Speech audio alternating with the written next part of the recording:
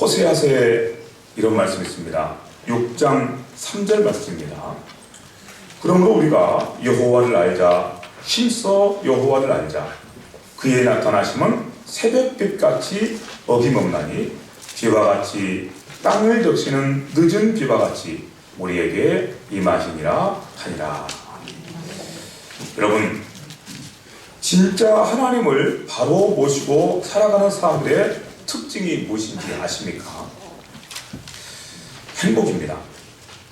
진짜 하나님을 바로 모시고 살아가는 사람들은 정말 행복합니다. 그런데 이 말을 여러분이 들으시면서 아마 선뜻 동의하지 못하신 분들도 많이 계실 것입니다. 아니, 내 옆에 사는 누구는 예수님을 그렇게 열심히 잘 믿는다고 하고 그렇게 열심히 교회 생활하는데 내가 볼 때는 결코 그 사람이나 그의 가정은 행복하게 보이지 않던데요.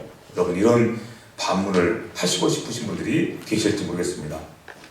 만약에 그렇다면 제가 우리 모든 예수 믿는 사람들을 대표해서 여러분들에게 용서를 구하겠습니다.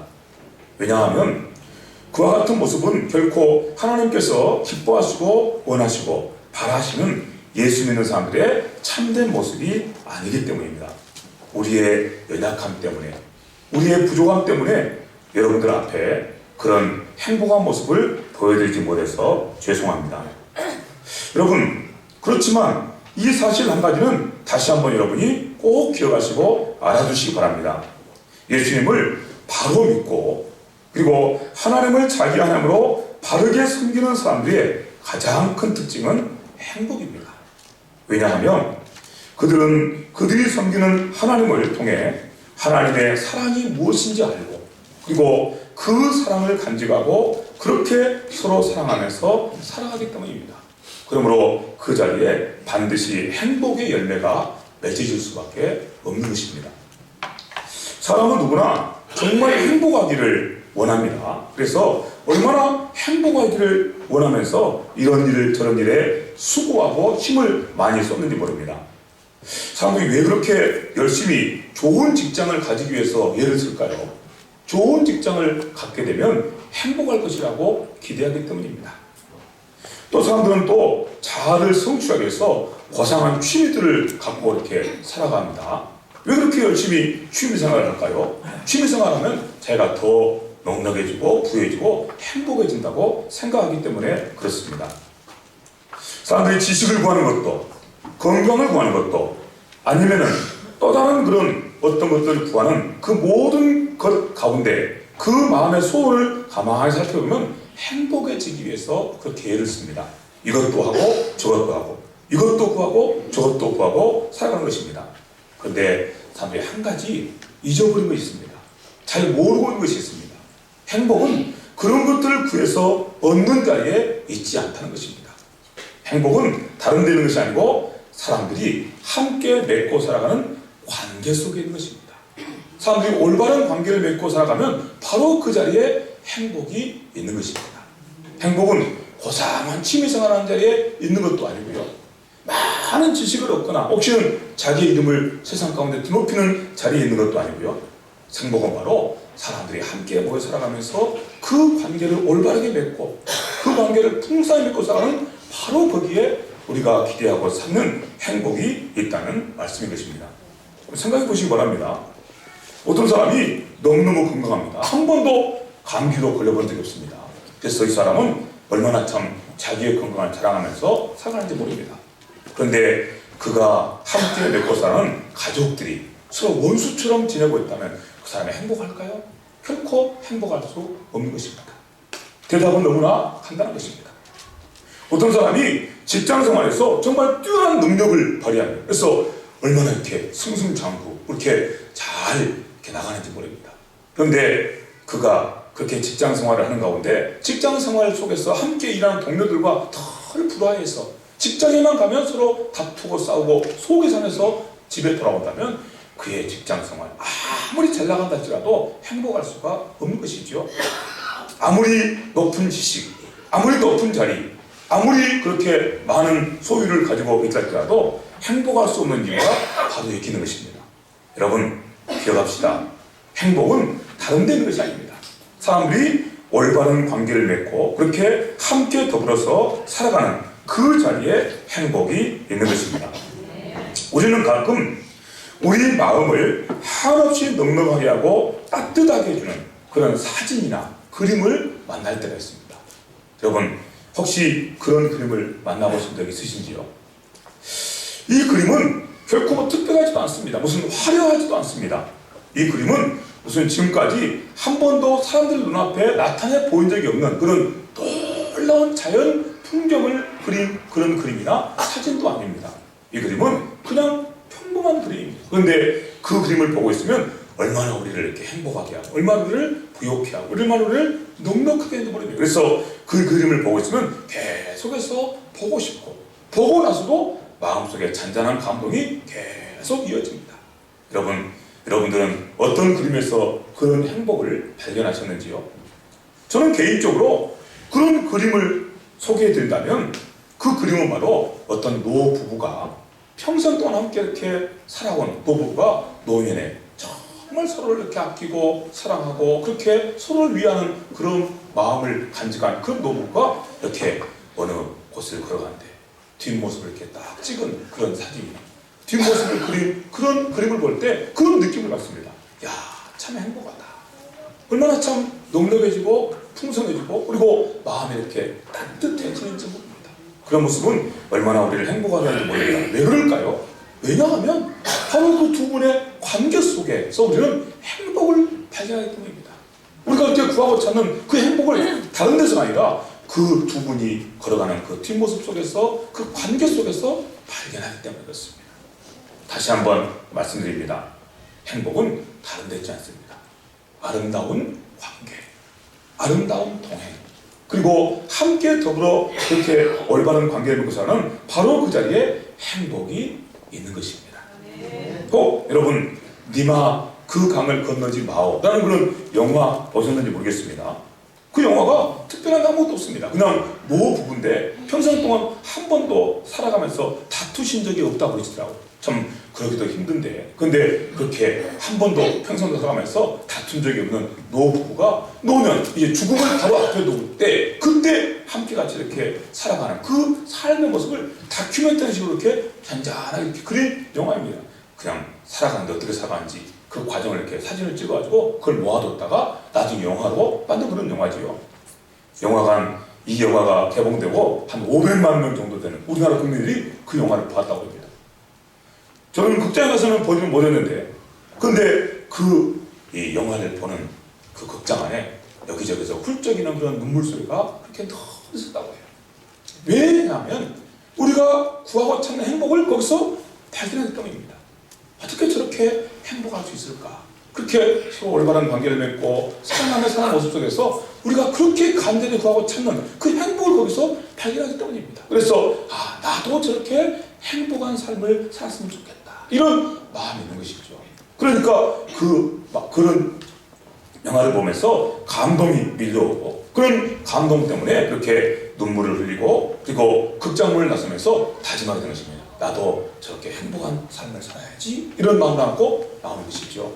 그래서 그 다음에 우리가 많은 영화를 볼 때 영화를 보고 나면 참 재밌었다 끝내버리지만 그런 영화를 보고 나면 그 감동이 오래 가요. 그래서 우리 마음속에 계속해서 뭔가 모를 그런 이 충만함을 선물해주는 그런 것들을 우리가 받게 됩니다. 그런 영화 니마 그 강을 건너지 마 너무나 단순하고 너무나 평범한 그런 영화지만 사람들한테 그렇게 감동을 줬던 그런 영화입니다. 이 영화의 그런 내용들도 방금 우리가 함께 나눈 그 주제대로 행복은 다른 데는 것이 아니고 관계 속에 있구나. 정말 올바른 관계를 맺고 사는 바로 거기에 행복이 있구나. 우리가 행복을 거기서 구해야 되겠구나. 이렇게 마음을 새롭게 하게 되는 그런 귀한 교훈을 주는 그런 영화인 것입니다. 자, 여러분 이런 행복 이미 지금 누리고 계십니까? 그렇다면 더 풍성하고 더 풍성한 행복을 구하시기 바랍니다. 근데 혹시 여기 모이신 여러분들 가운데 이런 행복 정말 나도 그런 행복을 누렸으면 좋겠지만 아직은 내 속에 그런 행복이 없다고 생각하시면 오늘 들려주시는 하나님의 말씀에 귀를 기울여 보시기를 바랍니다. 하나님의 말씀은 우리에게 길을 보여줍니다. 우리를 향해서 야, 너희가 진짜 행복하게 되는 길이 바로 여기 있다고 하면서 우리에게 길을 보여주기 때문에 여러분, 이런 시간에 여러분의 귀를 여시고 함께 같이 하나님의 말씀에 귀를 기울여 보시기 바랍니다. 다시 한 번 말씀드립니다. 우리 하나님께서는 우리가 정말 행복해지기를 원하십니다. 그러니까 하나님이십니다. 우리는 가끔 정말 나 아닌 다른 누군가가 행복해지기를 원하는 마음을 갖기도 하지만, 그렇지만 우리 마음속에 아주 못된 마음이 있습니다. 질투하는 마음, 시기하는 마음이 있어서 나도 모르게 누가 나보다 더 행복하면 괜히 질투하는 마음이 생겨요. 그래서 사돈네가 넌 사면 그냥 배가 아파요. 사돈네 정도가 아니라 자기 형제가 너를 사도 배가 아파요. 이게 우리 못된 이 사람들의 마음이거든. 그러나 우리 하나님은 결코 그런 분이 아니십니다. 우리 하나님께서는 우리가 정말 행복해지기를 원하십니다. 그래서 물량에서 말씀하십니다. 야, 내게로 와라. 내게로 와서 나와 관계를 맺고 살자. 내가 너의 하나님 되어주고 너는 내 백성 되고, 내가 너의 아버지가 되고 너는 내 자녀가 되고, 내가 너의 남편이 되고 너는 내 아내가 되고, 내가 너의 목자가 되고 너는 나의 돌을 받는 양떼가 되어서 나와 같이 행복한 삶을 살아보자. 이렇게 우리에게 요구하십니다. 우리 찾아오셔서 간청하십니다. 제가 이렇게 간청이라고 말씀드린 것은 정말 하나님께서 간청하시거든요. 우리가 사실은 하나님께 찾아가야 돼요. 하나님께 찾아가서 하나님, 저 너무너무 가난합니다. 저 너무너무 부담스럽습니다. 저 너무너무 연약합니다. 하나님, 제게 좀 도움을 주십시오. 저를 좀 강하게 해주시고 부욕해 주십시오. 하나님께서 제 하나님이 되시면, 하나님께서 제 아버지가 되시면, 제 목자가 되시면 그러면 되겠습니다. 제발 부탁입니다. 하나님, 제 아버지가 되주세요. 제 목자가 되주세요. 이렇게 우리가 하나님 앞에 나가서 간청을 드려야 되는데 우리는 하나님을 몰라하게 해요. 우리는 하나님께 찾아가서 이렇게 간청하지 않습니다. 그런데 우리에게 그렇게 간청하실 이유가 전혀 없으신 하나님께서 우리에게 찾아오셔서 간청을 하십니다. 야, 제발 부탁인데 나와 좀 좋은 관계를 맺고 살자. 내가 나를 그냥 무시하고 멸시하지 말고 나를 네 하나님을 좀 모셔라. 그러면 얼마나 좋겠느냐 하면서 이렇게 찾아오신 것입니다. 찾아오셔서 우리에게 그렇게 아름다운 관계, 올바른 관계를 통해서 참된 행복을 선물해 주시기를 원하십니다. 이런 분이 바로 우리 하나님이신 것입니다. 여러분, 하나님께서 왜 이렇게 하신다고 생각하십니까? 우리가 하나님을 찾지도 않는데 왜 하나님을 찾아오셔가지고 마치 우리에게 뭐가 아쉬우신 것처럼 우리에게 무릎을 꿇으시고, 그리고 우리를 향해서 간청하시면서 야, 너 정말 행복해지고 싶지 않니? 너 나와 함께 좋은 관계를 맺고 살면, 나와 함께 얼마나 맺고 살면 나 행복이 될 텐데 왜 너 그러고 사냐 하면서 우리가 찾아오셔서 간청을 하실까요? 그 이유는 한 가지입니다. 우리를 사랑하시기 때문입니다. 하나님은 우리를 너무너무 사랑하셔요. 너무너무 사랑하시기 때문에, 그렇기 때문에 하나님께서는 우리에게 자기 하나님의 아들을 내어주시기까지 사랑하신 것입니다. 성경이 그 사실을 우리에게 이렇게 말씀하십니다. 로마서라는 성경이 있는데 5장 8절에 이런 말씀이 있습니다. 우리가 아직 죄인이었을 때 그리스도께서 우리를 위하여 죽으심으로 하나님께서 우리에 대한 자기의 사랑을 확정하셨느니라. 우리가 아직 죄인이어서 하나님을 모른 척합니다. 하나님을 대적합니다. 하나님을 무시합니다. 멸시합니다. 그런데 하나님께서 그런 우리를 먼저 사랑하셔서 우리가 찾아오신 거예요. 하나님의 아들을 통해 찾아오시고 아들을 시간에 내오시면서 찾아오셔서 우리 향해서 말씀하십니다. 야, 너와 내가 좋은 관계를 맺고 살면 좋겠다. 이렇게 오셔서 간청하십니다. 손을 벌리십니다. 얼마나 놀라운 하나님의 사랑인지 모릅니다. 요한일서에 보니까 똑같은 사실을 이렇게 말씀합니다. 제가 여러분들 향해서 지금 드리는 이 말씀은 하나님께서 우리에게 들려주신 성경 말씀 의지해서 드릴 말씀입니다. 이런 말씀을 만나게 됩니다. 하나님의 사랑이 우리에게 이렇게 나타난 바 되었다. 하나님의 사랑이 우리에게 이렇게 나타난 바 되었다 하십니다. 그렇게 말씀하십니다. 하나님이 자기의 독생자를 세상에 보내셨도다. 우리를 위해서 하나님이 자기의 독생자 하나님의 아들을 세상에 보내신 것입니다. 그렇게 우리를 사랑하셨다고 말씀하십니다.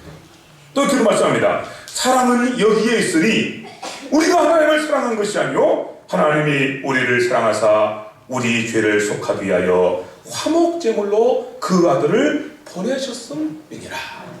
하나님께서 우리를 사랑하셔서 그 아들을 십자가에 못 박아 죽이신 것입니다. 그렇게 우리를 사랑해 주신 것입니다. 그리고 그렇게 우리를 사랑하시는 목적은 한 가지입니다. 우리와 올바른 관계를 맺고 살자고 하신 것입니다. 나와 올바른 관계를 맺고 살자. 내가 내 아버지가 되어줄게. 내가 네 하나님 되고 내가 내 목자가 되고 내 남편이 되어줄게. 그러면서 우리에게 찾아오신 것입니다. 그리고 우리를 향해서 손을 벌리고 계신다는 것입니다.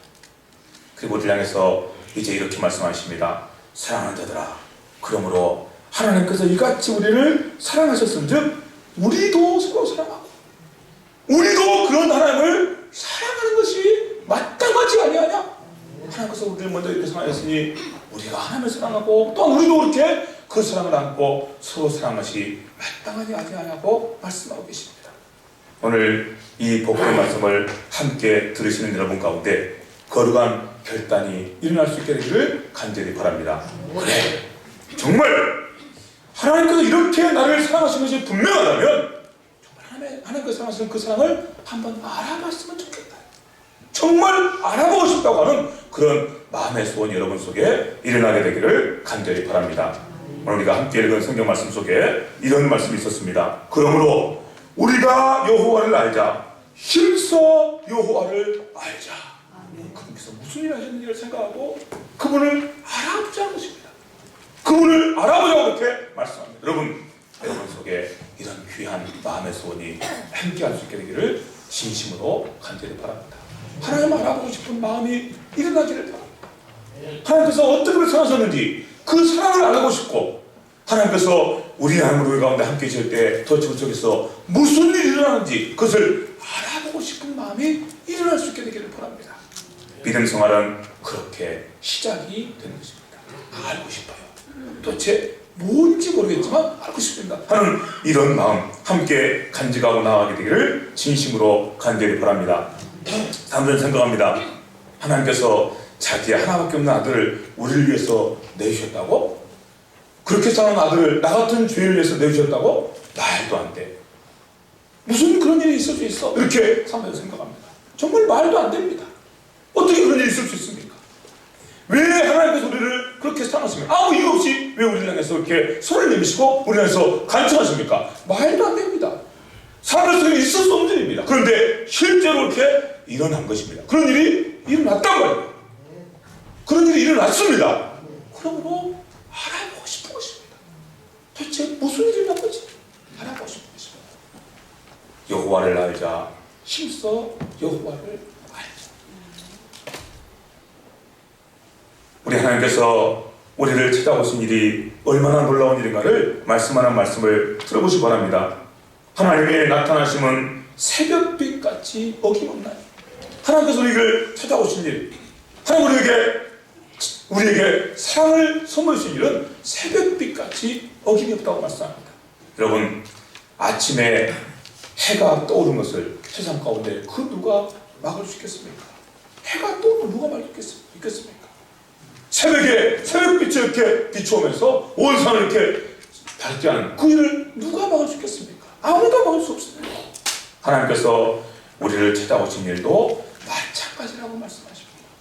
그렇게 우리를 찾아오신 우리에게 손을 내밀고 계십니다. 그리고 우리 안에서 그렇게 함께같이 행복한 관계 속에서 살아보자고 이렇게 요청하고 계십니다. 그렇다면 우리가 당연히 그 하나님의 요청 앞에 기쁨으로 응답하는 것이 옳지 않겠습니까?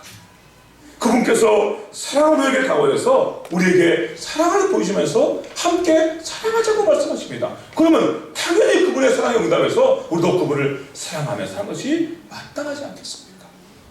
도대체 무엇이 우리를 회방하고 방해해서 우리를 하여금 하나님께 내미시는 그 손을 뿌리치게 만들고 하나님께서 우리를 향해서 보여주시는 그 사랑을 거절하고 그리고 다른 길로 가게 만든단 말입니까?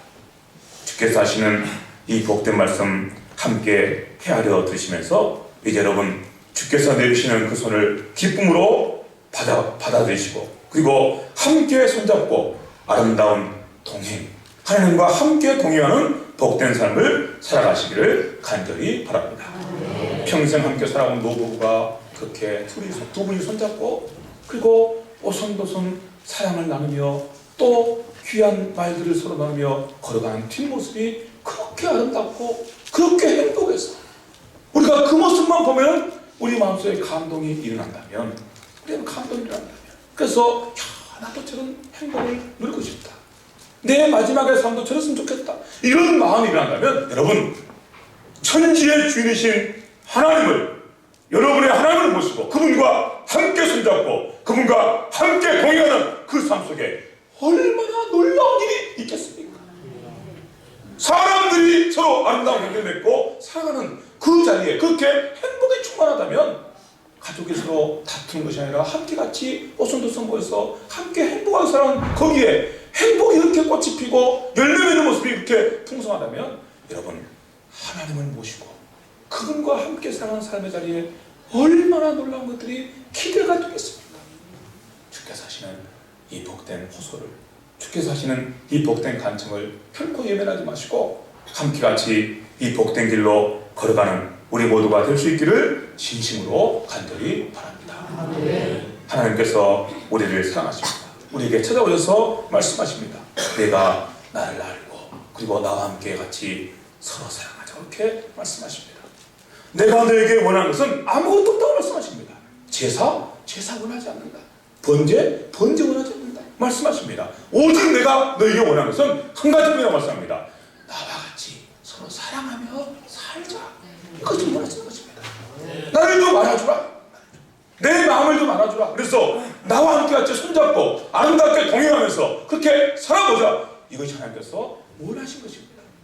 나는 제사를 원하지 않고 이내 사랑을 원하고, 나는 번제를 원하지 않고 나를 아는 것, 나를 알아준 것, 그것을 너에게 원하노라, 이렇게 말씀하십니다.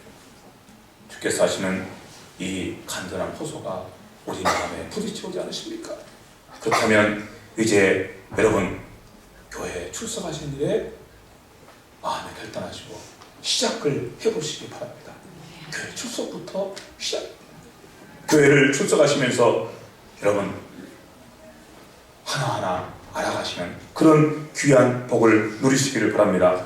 함께 같이 모여서 함께 교제하면서 사랑의 교제를 나누시면서 주께서 들려주신 이런 말씀을 우리가 함께 듣고 이런 말씀을 통해서 하나님의 마음을 알아가고 하나님의 사랑의 그 깊이와 넓이를 알아가는 그런 귀한 자리로 나아가시게 되기를 바랍니다.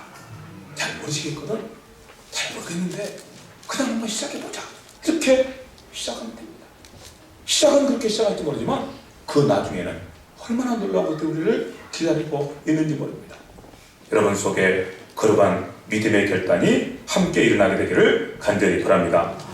주께서 행하실 일을 기대하시면서 제가 한번 대표로 기도드리겠습니다.